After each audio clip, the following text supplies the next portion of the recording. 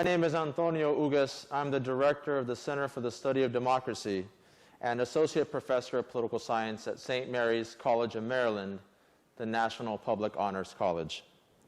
I'm pleased to welcome you to Historically Speaking, a series of lectures by scholars and researchers that shed new light on the political, social, cultural, and economic development of colonial Maryland. This event is sponsored by the Department of Anthropology and the Department of History at St. Mary's College of Maryland. It's also sponsored by the Center for the Study of Democracy, which is a joint partnership of Historic St. Mary's City and St. Mary's College of Maryland. With us today, we have Peter Laporte, the director of the St. Mary's County Historical Society, which is also one of our co-sponsors for this event.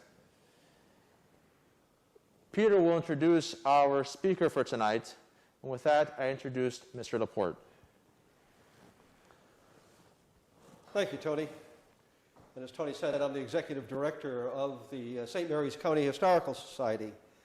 And we're delighted to have this opportunity to collaborate with the St. Mary's College of Maryland, and especially with the Center for the Study of Democracy and its director, Professor Uguez. And Tony, on behalf of our board, our staff, volunteers, and our members, I want to offer my personal thanks to you and your colleagues for your interest and support of Historically Speaking. We look forward to a long and continuing and rewarding relationship with you. Thank you. Before turning to this evening's speaker and program, I want to acknowledge a special guest that we have with us here at Anne Arundel Hall, the Honorable James Kenney. Judge Kenney served on the Maryland Court of Special Appeals from 1997 to 2007. He's also adjunct professor of political science here at the college and past president of the St. Mary's College of Maryland Foundation. And welcome to you, Judge Kenney. I'd also like to acknowledge Jonah Friedman, the son of our speaker, who made this journey with his dad here today, not so much for moral support and the drive down, but to take a closer look at St. Mary's College, and particularly the lacrosse team. And as we are speaking, Jonah is virtually meeting with some of his prospective teammates. And Judge Friedman, we're confident that you will encourage Jonah to make St. Mary's College his alma mater, and I'm sure that Judge Kenney concurs with that recommendation. The Honorable Judge Daniel A. Friedman is this evening's speaker. He sits on the Maryland Court of Special Appeals, to which he was appointed in 2014 and re-elected in 2016. Now, I have to confess, I had no idea at all what the Court of Special Appeals is or indeed does, so I had to look it up. It was established in 1966 as an intermediate appellate court to handle the increasing numbers of appeals to Maryland's highest court, the Court of Appeals, the Supreme Court of Maryland. The Special Appeals Court exists for appeals out of right, meaning that it will hear all appellate petitions, not just those which the judges deem to have merit, as is the case with the Supreme Court or the Maryland Court of Appeals. Excuse me, it's a court in the middle, if you would, so to speak. Judge Friedman earned his law degree from the University of Maryland, and among other wonderful things has been Associate City Solicitor and Chief Litigator for the City of Baltimore's Department of Law from 2000 to 2002. He served as Deputy State Attorney General and Counsel to the Maryland General Assembly, and prior to moving to the Court of Special Appeals, he was an adjunct professor at the University of Baltimore School of Law. Judge Friedman is known as a rigorous jurist who strives for a thorough understanding of both sides of the cases that are brought before him. And as part of the process, it is rumored that Judge Friedman encourages his clerks to keep a pair of running shoes at their desks, as he sometimes likes to discuss his cases with them during long walks around the third floor of the courthouse. Tonight, Judge Friedman will speak on who came first, state declarations of rights in the Revolutionary era. The focus is Virginia, Maryland, and Delaware. This topic piqued my interest after reading his 2002 paper of the same title. And while the paper may sound somewhat esoteric, through its pursuit, we can arrive at a better understanding of the history and durability of individual rights from the American Revolution to the modern day. Judge Friedman's remarks will be followed by a Q&A chaired by Professor Uges, and those of you watching on streaming media will have an opportunity to submit your questions, as Dr. Uges will explain later on. And for the record, tonight's proceedings are being videoed for later publication on the St. Mary's County Historical Society's website. With that, Judge Friedman. Thank you so much, Mr. Laporte.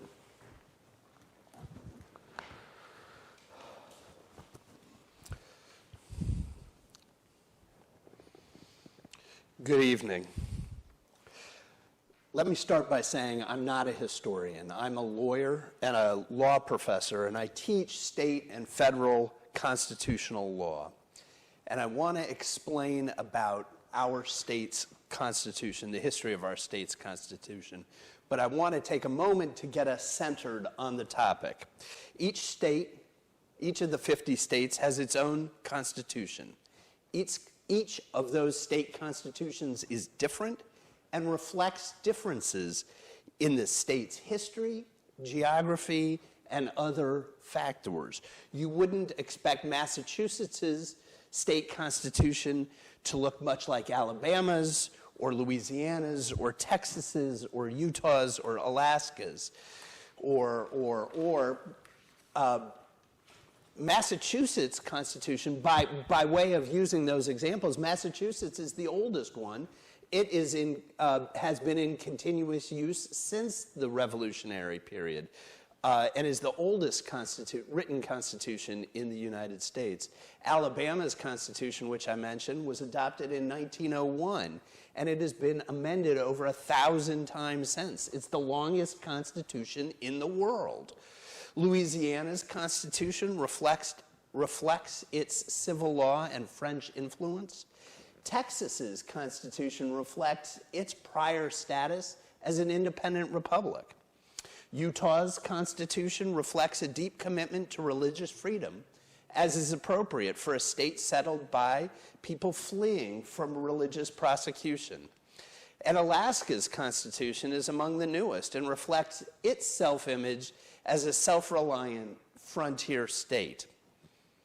Many of the state's constitutions have been revised and replaced, some many, many times. I mentioned Alabama's constitution with its 1,000 amendments. Most state constitutions, like the federal constitution, are built with two parts: a bill or declaration of rights and a frame of government. The U.S. Constitution has it backwards. It has the frame of government first, and for historical reasons that are familiar to students of the federal Constitution, the Bill of Rights comes afterwards as amendments. Most of the state constitutions are organized the other way around: the Declaration of Rights first and the frame of government. Maryland follows that model. We have a Declaration of Rights that consists of 46 relatively short articles protecting the rights of the people of Maryland, and a much longer frame of government. The frame of government has 20 longish articles describing governmental operations. Article 1 states the rules about elective franchise, who gets to vote and how they get to vote. Article 2 sets forth the powers of the governor. Article 3 is the powers of the legislature and restrictions on the powers of the legislature. Judge Kenny and I, our favorite is, of course, Article 4, which describes the judiciary. And it goes on, including provisions about local government, about the referendum power, and now the last article, Article 20, about slot machines. The Maryland Constitution was initially adopted in 1776 and has been revised in 1850 and the winter of 1850 and 1851. It was revised again in 1864, in the middle of the Civil War, and then again in 1867. There was also an unsuccessful attempt to revise it in 1967, 100 years later. But that was rejected, and our Constitution today is still that 1867 Constitution as amended. And it has been amended, not like our friends in Alabama, but over 100 times the Maryland Constitution of 1867 has been amended. Each of these historical periods left its mark on the Maryland Constitution. Our Declaration of Rights was written mostly in 1776, and our Declaration of Rights today is mostly the same rights that were written in 1776 and are clearly descended from the words and the ideas of that declaration. The structure of our Constitution was first adopted in 1850 and 1851, and that structure of the form of government with Article 1, with the elective franchise to the governor, that really dates from 1850 and 1851. The 1864 Constitutional Convention met in the middle of the Civil War. In fact, there was a convention meeting in Annapolis while Early's brought the Confederate Army up the Shenandoah Valley, across the Potomac at Monocacy in Frederick County, and in order to threaten both Washington, D.C. and Baltimore. And so the convention delegates left the convention and went back to defend their farms. And the mark of that, of being written right in the middle of the Civil War, is very much on the face of our Constitution in 1864. And in 1867, only 2 years after the end of the war, the focus of the Constitutional Convention was to put everything back that they had messed up in 1864. And it is our current Constitution is a very reactionary and reactive document. The 1967 Constitution was modern and fancy and spiffy and beautiful, well organized and well written and concise and beautiful, and of course the people overwhelmingly rejected it. I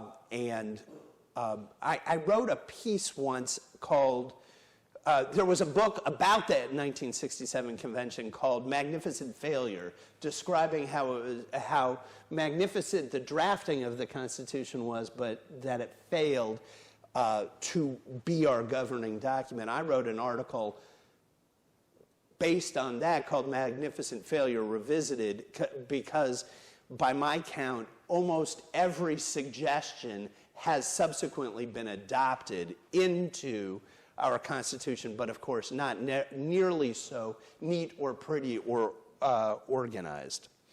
So I'm very interested in the Maryland Constitution, and I've made a study of the words and its history and the way the parts work together. And one part that I've studied is how the words used come to be part of our Declaration of Rights and Constitution. And that's what my talk is about today. But before I do, I want to tell you briefly about why I think it matters. There's a belief afoot that our rights as citizens, or at least most of our rights, come from the Federal Bill of Rights. And that's true. I'm not here to argue the opposite point. It's true. The rights protected in our Federal Bill of Rights are important and fundamental, and we deserve the full protection of those rights. But we also have other rights that aren't protected by the Federal Bill of Rights, that are protected by state declarations of rights. Those rights are important and deserve protection too. In various parts of our country's history, there have been periods in which the federal government and other periods in which state governments did a lousy job of protecting the rights of our citizens. But the genius of our federalism system is we have a redundant protection. And so if the federal government is under-protecting our federal rights, we have the state government. When the state government is under-protecting our rights, we have the federal government. And the redundancy of the system is a feature of federalism that helps keep us free. When the government, even when both are working together to protect our rights, there may be disagreement about how best to protect our rights. And even when it looks like the state Declaration of Rights and the federal Bill of Rights are protecting the exact same right, courts can talk to each other about the best ways to protect that right. All those are reasons why we ought to care about state declarations of. Okay, so we'll begin on May 15th of 1776 in Philadelphia, Pennsylvania. The Continental Congress meets and adopts a resolution. This resolution, I wrote it in the font that's supposed to look like the Continental Congress might have written it.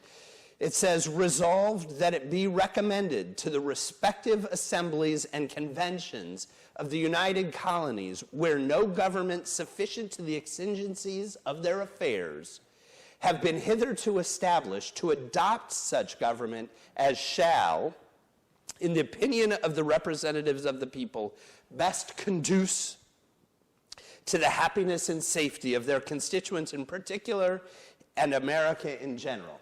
If you don't have a government, you ought to go write one. And John Adams thought this declaration of May 15th was the real Declaration of Independence, because it was the first time we called for American governments to replace the English government.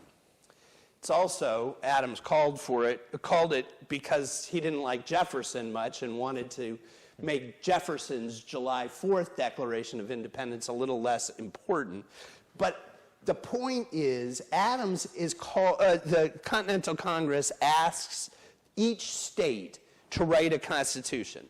This strikes me, and I want to make it clear to you what a tremendously weird thing this was to do in May of 1776. The Battle of Lexington and Concord was fought in April of 1776. Ethan Allen and the Green Mountain Boys captured Fort Ticonderoga in upstate New York in May of 1776. The Battle of Bunker Hill was going to be fought in June of 1776. They were fighting a Revolutionary War right at that time, and in the middle of that war, they wanted us to each sit down and write a constitution. Moreover, they want us to write something that's never been written before. England had no written constitution. They had a king. They had a few documents by which the English kings had agreed to surrender some of their authority, like the Magna Carta, which King John had signed in 1215, like the English Bill of Rights that William and Mary had agreed to in 1689. But those important documents, and I'm not diminishing their importance, were not a constitution. England still doesn't have a real written constitution.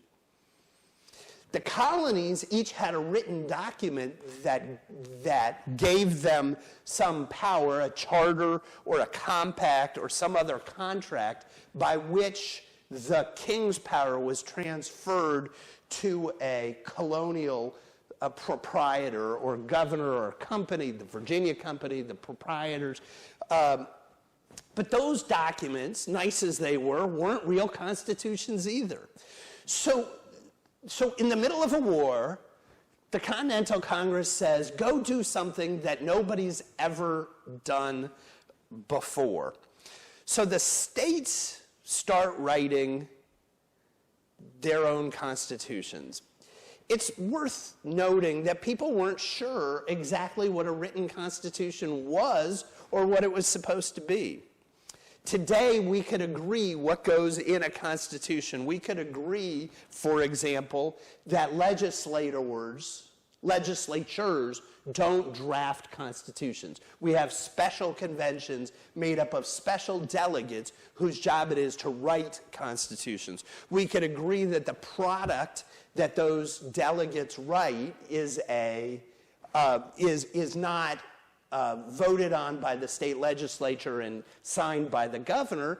It's ratified by the people, and that's a different aspect. And in fact, the resulting constitution is superior to ordinary law. And if there's a conflict between a rule of the Constitution and law, the Constitution prevails. That's what the idea of judicial review is about. Is this law acceptable under the Constitution? And if it's not, the law loses. And, by the way, constitutions can only be amended in the same ways, in special ways, that are harder and better and more democratic than law. So we know what those characteristics of a constitution are. But these guys, when they start writing this, they don't know this. They're going to figure it out as we go through. Because there was no tradition of written constitutions leading up to this. Okay. I'm going to leave this slide for a while because I'm going to talk about the chronology through all 4 states in the Mid-Atlantic. Virginia goes first. So if the question of the title of my lecture was who goes first, the answer is definitely Virginia. We're going to get to what the order everybody else goes in, which has some interest later. But the answer as a first instance is Virginia. So on January 1st, 1776, the last royal governor of Virginia, who was named the Right Honorable John Murray, the 4th Earl of Dunsmore, he set fire to Norfolk's waterfront and left Virginia, never to return. The state assembly called itself a convention and met to take over governance of the Virginia colony. It was just the state legislature. They would gather, do some government work, write some letters, bring in some taxes, send armies, do whatever governing they did, but they were a legislature. They called themselves a convention because there was no longer any royal governor. The 5th of these conventions gathered on May 6, 1776. Again, this was a legislature. It wasn't called for the special purpose of writing a constitution. We talked about that. Constitutions are written by special conventions. This wasn't a special convention. But they gathered and they decided that they were going to write a constitution. On May 15th, 1776, remember, you probably remember that date. There it is, May 15th, 1776. That same day that this resolution was getting written in Philadelphia, that same day down in Jamestown, I guess, the Virginia convention met, and they decided to call on its delegates to the Continental Congress to declare independence. So Adams calls this the Declaration of Independence. Virginia says, you guys ought to be declaring independence. Well, maybe they did or maybe they didn't. So they send their guy from Jamestown up to Philadelphia. This is a point of personal privilege. My father-in-law, his name was Thomas Nelson Ruth. The guy that they sent was his 8th grandfather, Thomas Nelson of Jamestown. He rides out of Jamestown. He later becomes governor of Virginia. He rides out of Jamestown, goes up to Philadelphia to tell them, we want you to declare independence.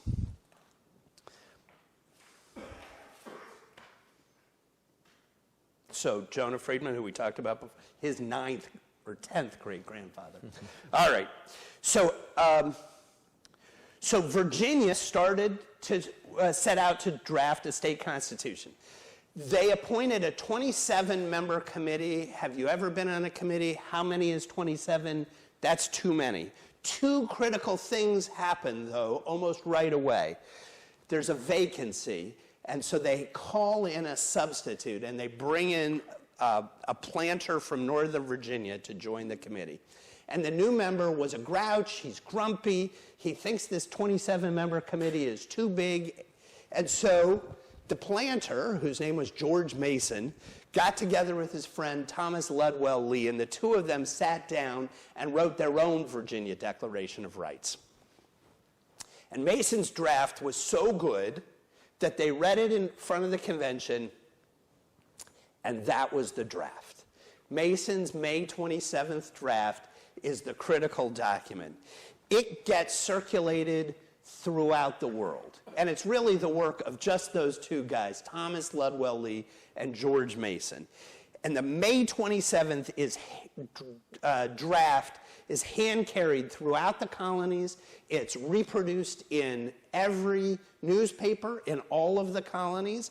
It goes in pamphlets and in broadsides. They say it's a model for the Declaration of Independence. A copy goes to France. And the people who are drafting a couple of years later, the Declaration of Rights of Man, I wouldn't embarrass myself with my French accent, the Declaration of Rights of Man, the Mason draft is influential. So will you excuse, this paragraph is too long, but it amuses me no end. The president of the College of William and Mary describes the May 27th draft. The Virginia Declaration of Rights is indeed a remarkable production. As an intellectual effort, it possesses exalted merit. It is the quintessence of all the great principles and doctrines of freedom which have been wrought out by the people of England from the earliest times. To have written such a paper required the taste of a scholar, the wisdom of a statesman, and the purity of a patriot. The critical eye can detect in its 16 sections the history of England in miniature, that it should have been thrown off by George Mason, a planter, hastily summoned from his plow to fill a vacancy in the public councils, who was not a lawyer and who performed its work so thoroughly that it has neither received nor required any alteration or amendment for more than 3/4 of a century, fills the mind with admiration and grandeur. So Professor Grigsby liked it. He thought it was pretty good. So the May 27th draft, they make a few edits, and we're back here, and on June 12th, it's adopted. So if you were looking for what gets transmitted, it is not the June 12th draft of the Declaration of Rights. It's the May 27th that goes to other colonies. So Pennsylvania had its assembly, its state assembly in early 1776 was very conservative.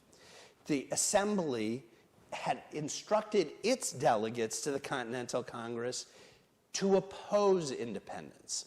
Not like the Virginia guys who were sending Thomas Nelson up to tell them to vote for independence. Pennsylvania doesn't want independence. And they're sending their guys cross town. Remember, the Pennsylvania Assembly is meeting in Philadelphia. The Continental Congress is meeting in Philadelphia. It's all happening in Philadelphia. Historians think that one of the reasons for the May 15th resolution by the Continental Congress was trying to get Pennsylvania moving. But it wasn't going to work because there were elections in May, and the conservative assembly was being replaced by a more conservative assembly. It was scheduled to begin its work on May 20th. So without any real legal authority whatsoever, they called for a provincial conference.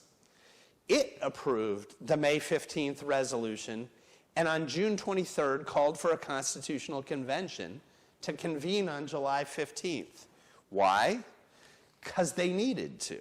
The point, they called for a constitutional convention. It wasn't because they wanted a superior body in the way we talked about who drafts constitutions. It was because they didn't want those guys who weren't going to vote for independence. It was a purely political ploy. Ironically, that constitutional convention was the most radical of any of the 13 colonies. And they drafted the most radically democratic constitution. In all of the other constitutions, there were, for example, property qualifications. You had to own enough property to be able to vote or to hold office. Pennsylvania, because they didn't want the rabble to have the right to run government. Pennsylvania eliminated all of those property requirements. Pennsylvania 1776 Constitution had a unicameral legislature. No Senate in which to operate as a saucer to cool off the tea for the Pennsylvanians. They were content with their hot tea. And that was considered much more radical. And that first Pennsylvania Constitution had a very weak collective executive. Essentially, a council was the executive branch. There was a president, but he was really a figurehead with a one-year term.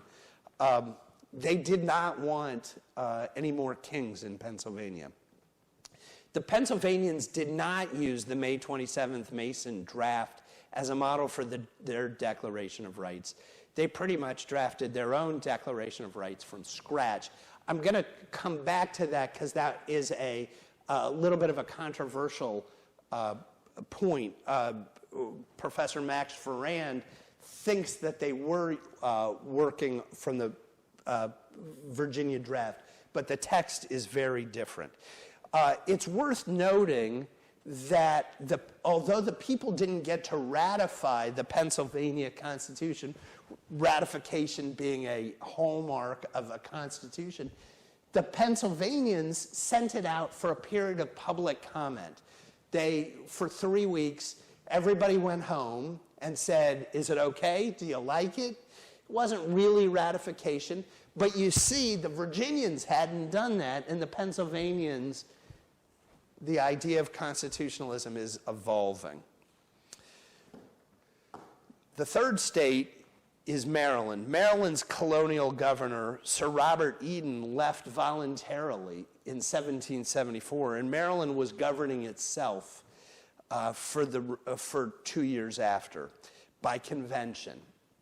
After the 8th of these conventions, Maryland called elections to a 9th convention. And when they did, they said it was for the, quote, express purpose of drafting a state constitution as directed by the May 15th resolution. So as we're seeing the development of constitutionalism, the first two are doing it, Virginia did it by its legislature. Pennsylvania does it by a special group, but not because it had any legal authority, but because they did it for political reasons. By Maryland, they've figured out that they want to have a special convention only for this purpose. They met in Annapolis on August 14th of 1776, and by August 17th, they selected a drafting committee to write the fundamental documents. They also, whether they knew about the 27-member Virginia committee, it's not clear to me. But they settled on a 7-member committee. Charles Carroll, the barrister, Charles Carroll of Carrollton, future Supreme Court Justice Samuel Chase, Robert Goldsborough, William Paca, George Plater III from here in St. Mary's County, Sotterley Plantation, and Matthew Tillman from the Eastern Shore, where his family had an island named after them. We know that they had Mason's May 27th draft and Pennsylvania's August 16th draft, but they liked the Virginia draft and didn't much care for that Pennsylvania draft, especially since they knew that those Pennsylvania guys had been so radical.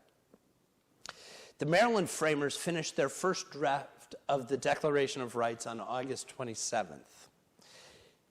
We then lost that draft to history for a long time. They finished their first draft of a frame of government on September 10th. They revise both, and then they publicly circulate both, just like the Pennsylvanians did, for a public comment period. Not as good as ratification, but an improvement. Both documents were finally adopted on November 8th. The first drafts are really good. There were very few changes made in the revision. The Maryland frame of government has another first step on the road to modern constitutionalism. It had the first provision for its own amendment. According to the Maryland Constitution of 1776, the Constitution can be amended by the legislature, but it had to be passed by 2 consecutive sessions of the state legislature with an intervening election.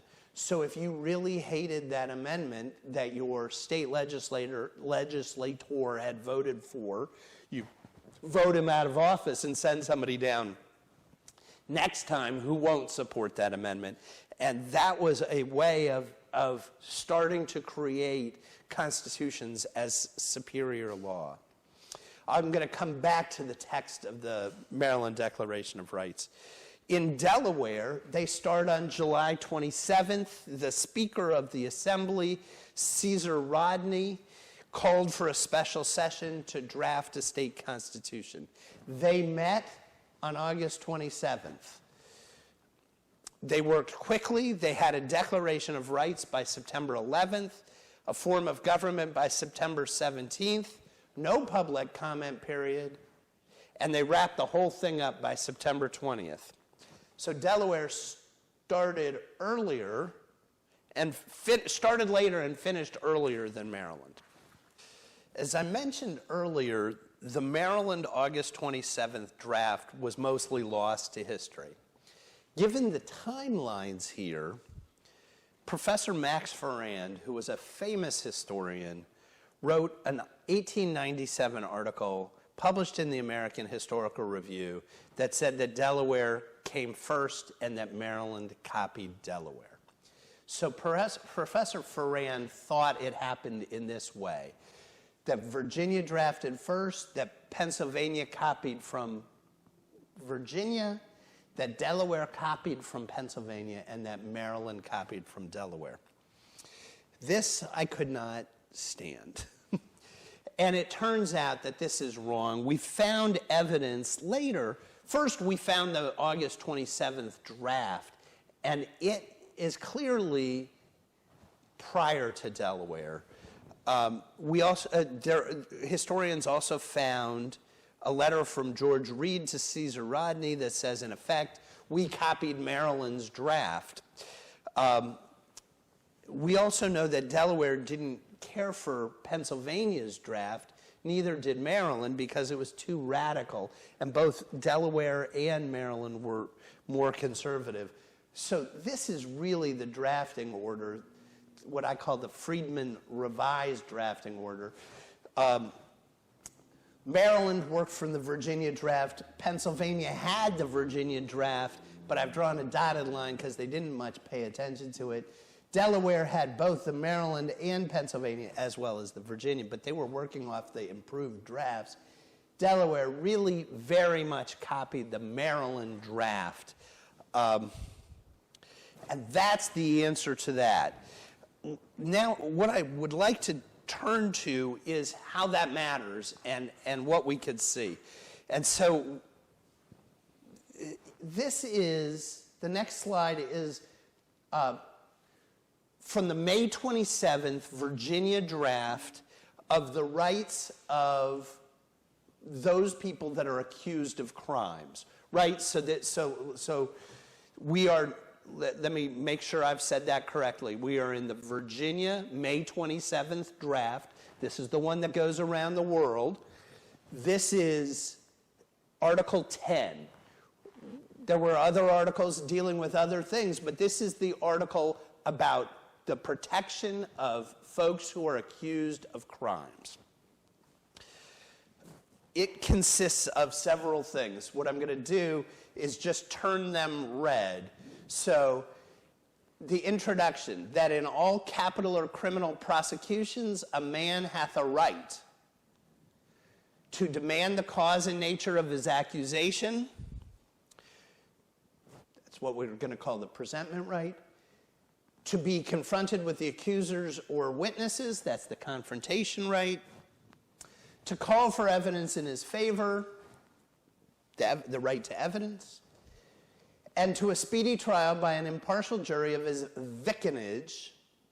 We have a debate about whether that's in New Jersey, that's definitely pronounced vicinage. I'm told there's an alternative pronunciation of vicinage, but I am not clear on that. But we'll come back and talk about what it means in just a minute. Without whose unanimous consent he cannot be found guilty, nor can he be compelled to give evidence against himself, the right against self-incrimination, and that no man be deprived of his liberty except by the law of the land or by the judgment of his peers, what I will call the right to due process. Now, Mason left out some good ones. He left out the right to the writ of habeas corpus. We like that. He left out a right to counsel. He left out a right to grand jury proceedings. He left out prohibitions on double jeopardy. He left out prohibitions on bills of attainder and against ex post facto laws, all of which we consider as part of the constellation of of the rights of criminally accused. But he did a pretty good job at hitting 7 of the high points. So what did the Maryland drafters do when they got this master work by George Mason? Well, so the introduction, Mason's draft had it that in all capital, death penalty, or criminal prosecutions a man hath. What did the Marylanders do?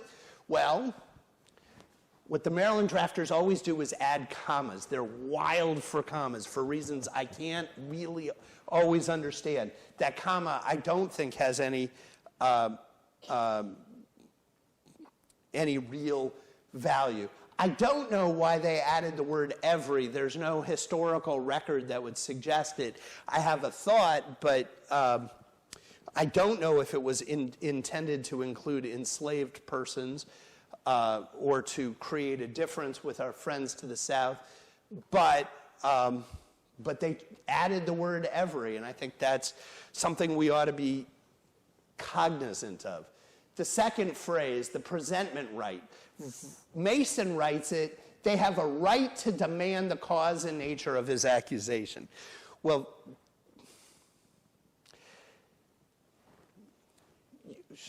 you get to ask for it, big deal.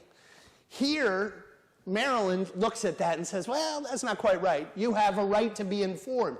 You don't just get to ask for it, you get to be informed of the accusations. That's an improvement on the right? And that gets it right. What did Maryland do next? Oh, Virginia, we talked about it, didn't have a right to counsel. Maryland, in drafting what is currently Article 21 of our Declaration of Rights, just adds it in to be allowed counsel. That's a good one.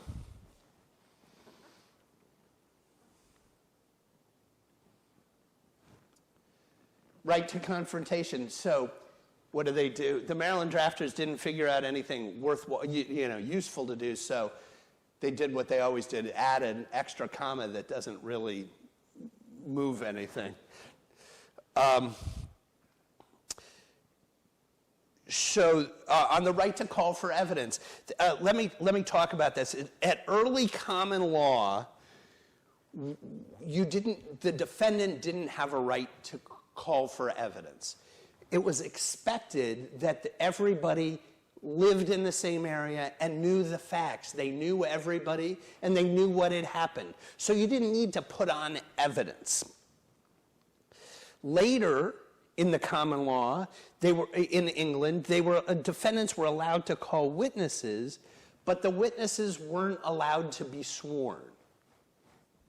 But by the end of the 17th century, defense witnesses were not only able to be called, but to be called and sworn. So by the time this was written, the right of all English people wasn't just to call for the evidence in his favor, but it was to examine the evidence on oath. You get to swear the witnesses. So what the Maryland drafters did is they took Mason's language, which is great, but they made it better. And they knew how the common law had evolved and how to improve it. So Virginia has speedy trial, impartial jury, skip the vicarage, we'll come back to it, without whose unanimous consent cannot be found guilty. We do the same thing. Speedy trial, impartial jury, unanimous consent.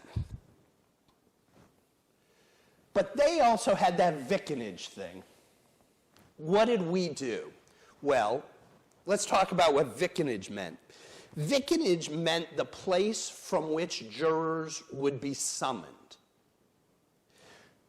It is not the same thing as venue, which is where the trial occurs.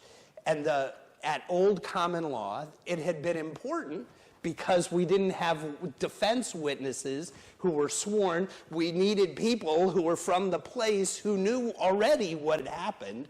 So it was an important protection that you had people from the vicarage. By 1776, that wasn't how it worked anymore. We didn't need jurors from the place. We needed trials to be held at the same venue. So Maryland takes it out of this whole provision and creates a new article, a wholly new article, that talks about venue. And it says that the trial of facts where they arise is one of the greatest securities of the lives, liberties, and estates of the people. So this is no longer, we just cut it right out of that criminal provision and made it its own independent. What is the significance of that? Well, one is we're making a bigger deal of it by making it its own independent thing. This was, it's worth noting, one of the things about which Jefferson had complained in the Declaration of Independence. What the king and the British did for serious crimes, and particularly political crimes, is they would transport you back to England and you would be tried there, where it would be a guaranteed win for the crown. And one of the complaints was, no, you can't have trials in England for things that happen here. You need trials here for things that happen here. And so this echoes that exact point. We need trials here. I also think it is arguable that getting it out of Article 10, out of the criminal rights provision, it no longer is preceded by the introductory language. Remember the introductory language. In all capital and criminal prosecutions, you get this right. But this is not so limited. It seems to me that Article 18, which is now Article maybe 22, now I got to check myself.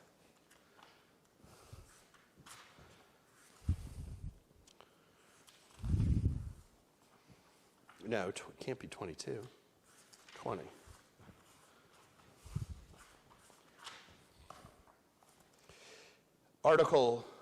It's now Article 20, of course.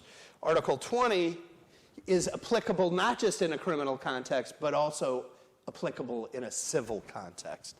I don't know that that's true, but it's at least arguable when you look at the words and how they were taken out.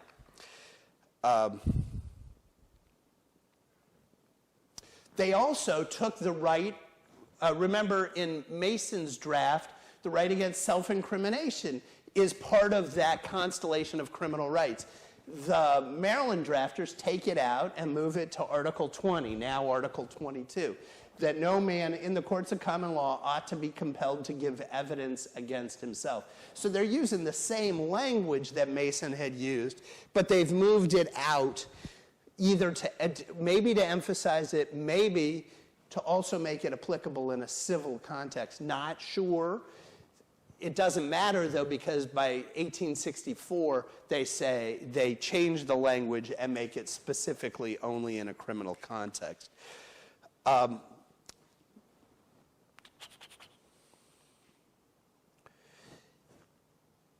The last right in Mason's May 27th draft of Article 10 is the right to due process. And he had said, remember, that in every criminal prosecution, capital and criminal, a man hath a right, and that no man be deprived of his liberty except by the law of the land or the judgment of his peers. So Mason's draft says,